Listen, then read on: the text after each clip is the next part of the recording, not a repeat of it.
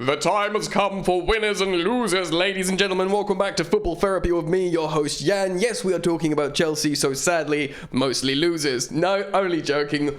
Look, a new era is upon us, a new dawn. Pochettino's Chelsea. What will it look like? Who will fit in? Who will be utilised? Who will benefit from this new regime, the Potch era? Well, we're going to talk about that today, here in the press conference room, for Pochettino's Chelsea. Winners and losers. Settle in and get comfortable. I'm really looking forward to this because a change is gonna come, like the song goes. If you haven't watched my previous upload where I speak about what Pochettino could do to these players, which he's done to his previous players, I suggest you go watch that upload because there's a lot of crazy stuff in there and you might enjoy it. Settle in, strap yourselves in, get comfortable, pour yourself a drink for this one, ladies and gentlemen. Thanks for joining me. Thank you for liking the video. It's a way of showing your support and sweet love and affection intimately. Why wouldn't you want to do that?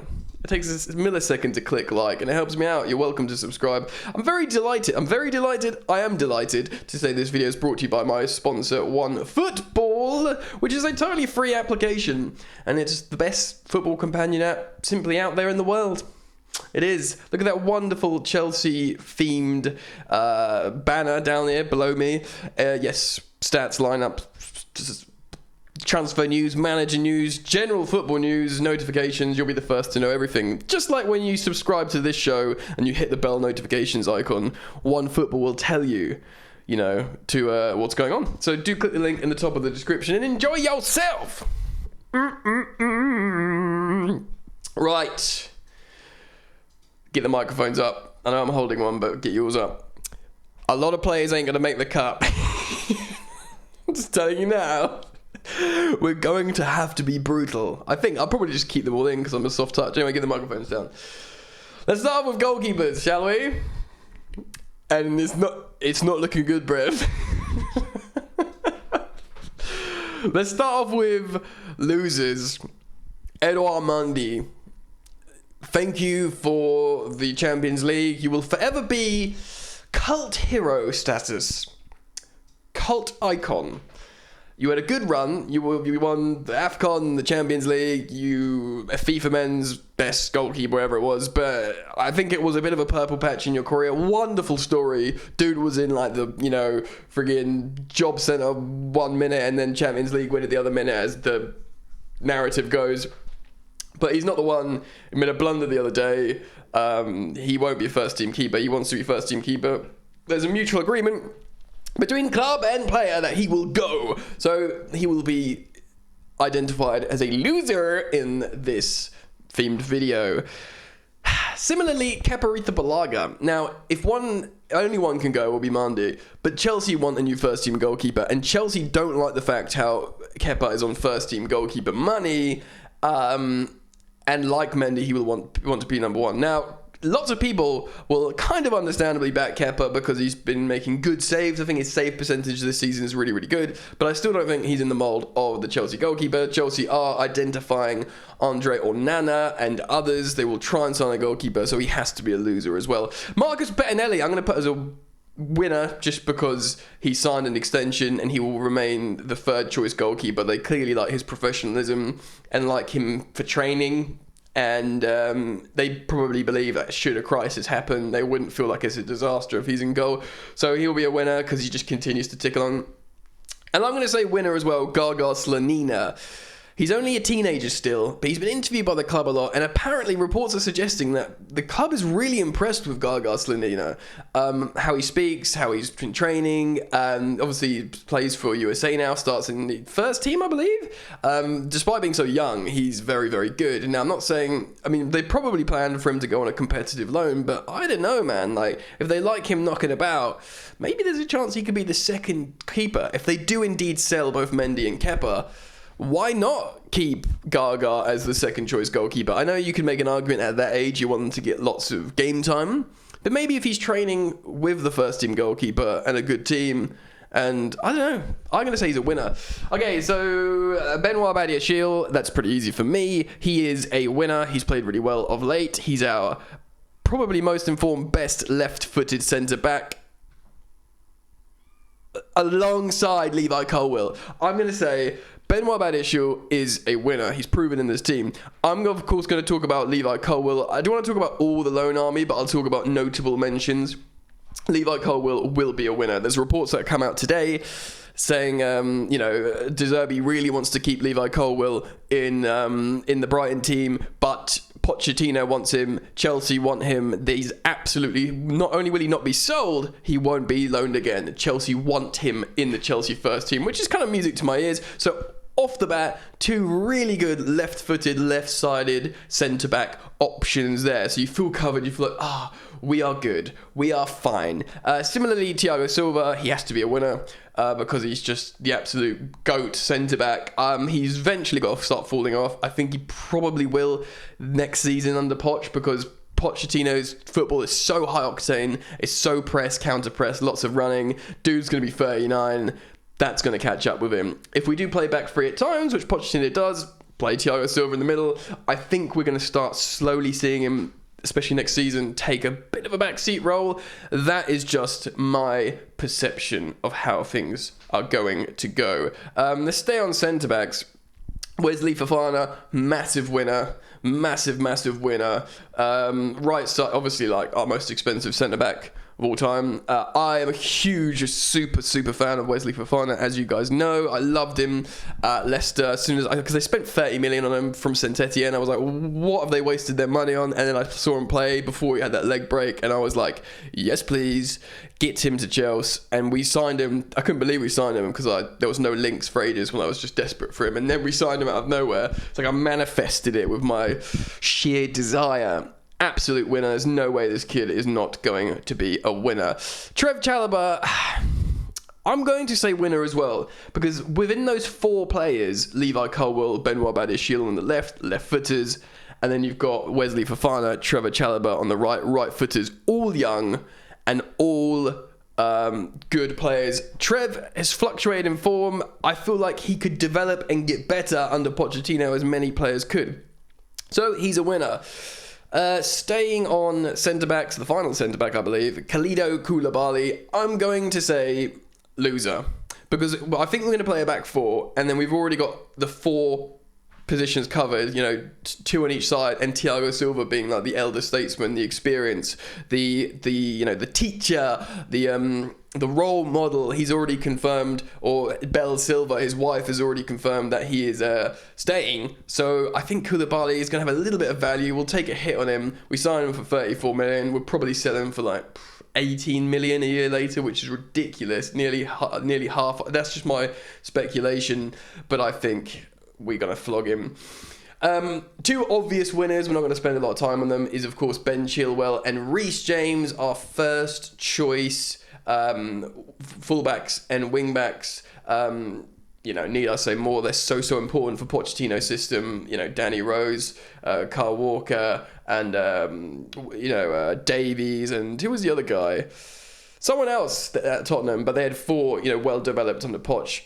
Massively important for them. There's two young, dynamic Champions League winning fullback wingbacks there. So need I say more?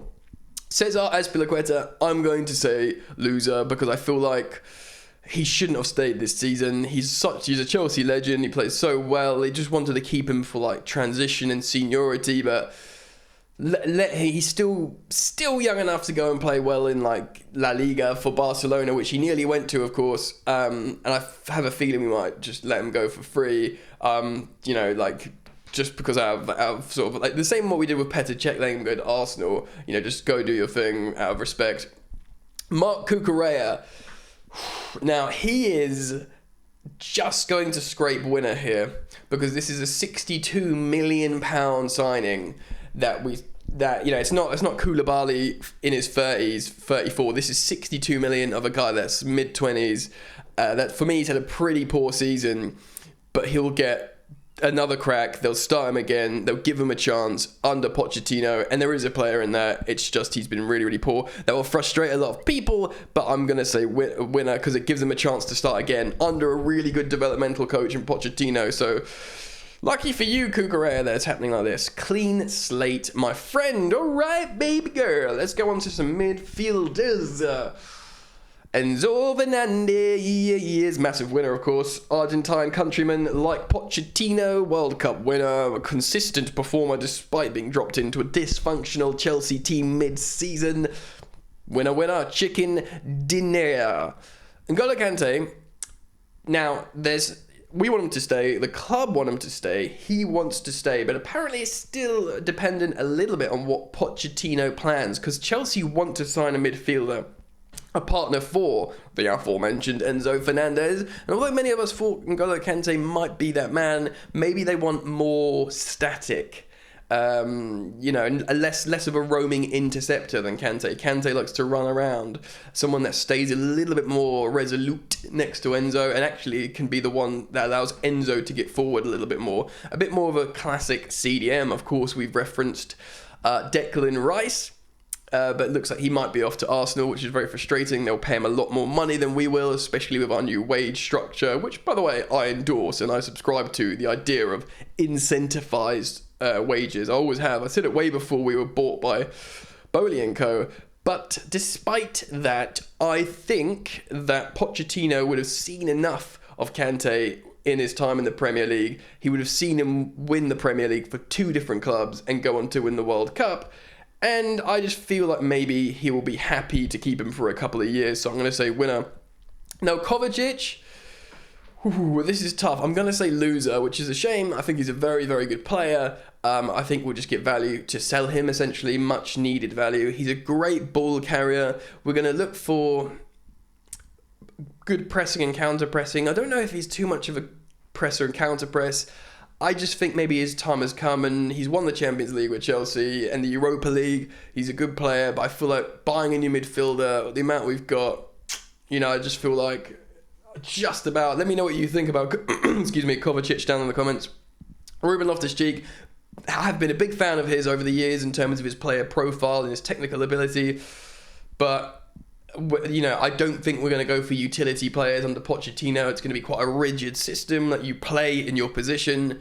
He won't, nail down a position in this team, and therefore we won't look for the utility man, and it's free, pure profit, because he's an academy player, and boy do we need it for FFP, so he's going to be a loser. Now, Mason Mount, he'd represent massive profit for Chelsea should we sell him, and of course he hasn't agreed to at time of recording, he hasn't agreed to a new contract. So the owners would really like the pure profit, but I think they're probably understanding more and more what an important player this has been for recent managers, what an important player, he is for a lot of fans.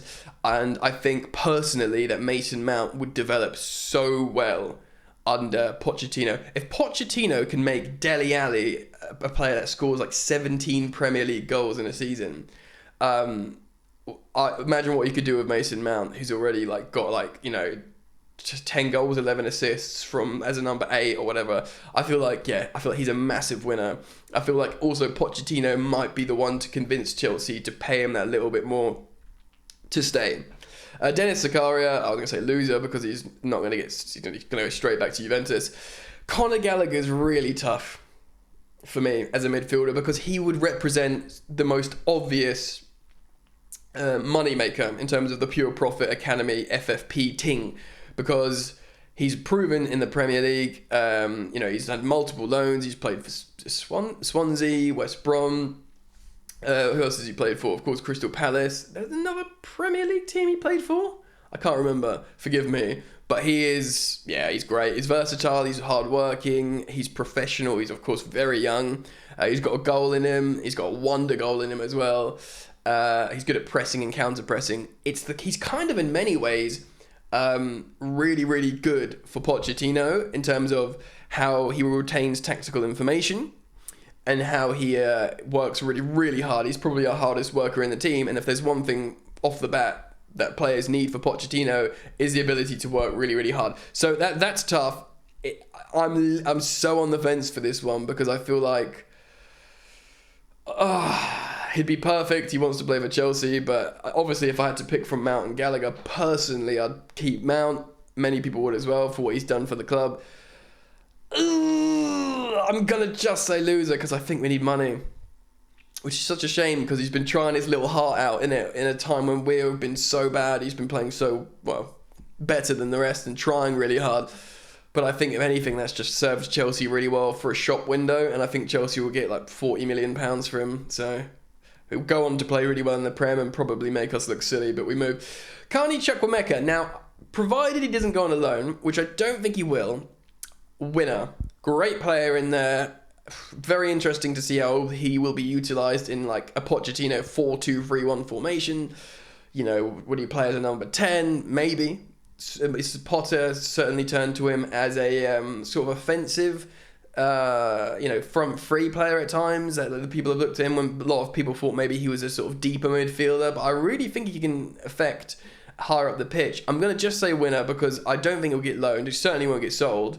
And therefore he has to be a winner. Lewis Hall, I think there's a chance he might get loaned because he's a really, really amazing player. He's turned to a lot. He's still only 18. But for him to nail down a position, maybe as his preferred midfielder, I just need to see this kid play every week, probably in the Premier League. And there's absolutely no reason why this kid can't get a Premier League loan, like first team Premier League loan. I don't really know if that makes him a winner or a loser because it's just indifference. I'm going to put him on the fence. Aubameyang, he's going to be a loser, I think, because he just wants to go back. He wants to go back to Barca. Chelsea won't keep him. Everyone recognises that as a mistake. Now, Pulisic's tough. I am actually going to say loser. We reflected on an article that said Pochettino wants to keep Pulisic at all costs, but I think with his injury record and with the need to generate revenue, Pulisic will still bring money. Pulisic is still Captain America. His brand ability, if that's the word, is massive. He's still young. He'll go start somewhere and he will do really, really well. So I'm going to say loser, and I'm going to say loser because the next guy is going to be a massive winner, and that is Misha Mudryk. He can be Pochettino's Son, essentially. That left-sided player that can run really, really fast into the channels, work the channels, and can travel with the ball so fast. Mudryk is raw, unfiltered, raw, super talent. And really explosivity, this high-octane stuff where he can just absolutely destroy the channels. And when you get strikers, if you can get someone playing the Kane role, a striker to play him in, he can be devastating. So he's probably one of the biggest winners in this. Oh, there's obvious winners like Chilwell and James, but I think Mudryk is probably from a bad position to suddenly a very good position. He's a massive winner because of the way Pochettino develops players, incredible. Joao Felix, I'm going to say loser. Amazing player, incredible, but I don't think Pochettino looks for the mercurial, floaty number 10. You could say Eriksen, you could maybe compare him to Eriksen, but I think if we loan Joao Felix for another year, I would not be unhappy. I'd be like, cool, quality to stay in the squad for another year. No issue with that. There's quality to turn to be coached appropriately. Fine. I just don't see it, personally. I think there'll be too much money to buy him, maybe a loan, but just to say, because I don't think we'll buy him, for the moment, a little bit on the fence, I'll say loser. Again, comment down below how you feel on all these. Raheem Sterling, I'm going to say winner, because he started the season I'm the good attacker in your squad. I've come from Man City, I know how to score goals, I know how to win titles, I do well for England, here I am. He's still only 28. He's really, really in great shape. His injury record's fine. He's always fit. Do you know what I mean? And I feel like another left-sided, sort of relatively fast attacker who can retain, tactical information. He played under Guardiola for so long with those hard, training drills. I think he'll slot in kind of perfectly to a Pochettino side in terms of just seniority and just listening to the gaffer and being professional and being an adult. I think Pochettino will turn to Raheem Sterling quite a lot. Let's keep going. Maybe go Hakim Ziyech. Loser. He won't suit. No, he's not going to suit a Pochettino team regardless. and he wants to go, he will go. David Datro Fofana, I'm going to say loser because he's probably going to go on loan. We want a striker to buy a brand new striker, but Datro Fofana is not ready from Molde. You know, he probably needs a championship loan, to be honest, in reality, upon reflection. So, yeah. Speaking of strikers, Armando Broja, massive winner. Of course, he missed out this season with an injury. Horrific, but, you know, the aforementioned Raheem Sterling spoke about Broja to Ian Wright on that internet channel, I forget the name, where he says, look, when people see this guy, he is different. And, you know, Simon Johnson of The Athletic has previously reported that Chelsea think he's like one of the like very top strikers, young strikers in the world. He's going nowhere. He signed a new long-term deal. I've said it before, I'm going to say it again. If Mauricio Pochettino can do with Broja what he did to Harry Kane. Harry Kane was just a young striker that no one knew about until Pochettino got his hands on him. That's something to think about. Noni Madueke, yeah, winner. We've just signed him. He is creative. He will have to, you know, he's hardworking as well. He'll have to sort out his defensive work. But you need that. We haven't got anything on the right really. We need that sort of wild card. He's going nowhere. He's that option on the right flank, and he's looked bright of late. I don't know much how he'd be that sort of a Pochettino system player, but I guess you could fit in. Very, very positive. Kai Havertz, I am going to say winner. I don't think he's going to play as a striker. I think he'll play as the second striker, Dele Alli role. Should we do that, the 4-2-3-1 that Pochettino likes to play? I feel like, much like Mason Mount, their roles will sort of get closer together. You know when they both played attacking eights under Frank Lampard? You know, Kai is a little bit more of an offensive player. I don't think he's a striker. No one really thinks he's a striker. I think he works really hard still. He really, really looks like... again, high octane when he's on the pitch, when he comes on the pitch, when he's on. He gives a lot of grief, Kai Havertz, but he knows the Premier League now. He's still very young. He's got quality, and I think he's got that talent to continue to be coached and developed. I think he's a winner. I think he's actually a massive winner in this. Granted, Mount, we've got Christopher Nkunku who's coming in. Of course, he's a winner. He's an informed player coming in. You've got Malo Gusto, which, you know, winner. Backup rotation for Reece James. So, you know, need I say more? You know, I spoke about Cucurella earlier. He could be rotating with Chilwell as a conventional left back in the same way as Malo Gusto could be rotating with Reece James as a conventional right back. Of course, Chelsea are going to want to buy an actual striker, a senior striker that Armando Broja can play behind, can deputise behind. Will Romelu Lukaku be given a chance? There's a conversation to be had, but I think there's a very low percentage that finishes with, yes, Lukaku is going to be the striker for Chelsea. There's probably like a 15-20% chance that happens. So it could happen, but very unlikely. So Chelsea are probably going to buy a striker. We've been linked with Lautaro Martinez, which there's just so much irony there, like with, you know, him being Lukaku's lover at Inter. Anyway, I don't think Kai Havertz will play there. And yeah, that's from the current squad listed on the Chelsea website. That's how I feel. That's who I think will succeed. I'm very, very interested in what you guys think. So I look forward to reading the comments on this long form video, actually. It's like pushing 24 minutes now. Thank you for joining me. If you have enjoyed it, please drop a like. Subscribe if you're new. Remember to hit the bell. And go check out One Football by clicking the link in the top of the description. Love you lots. Goodbye.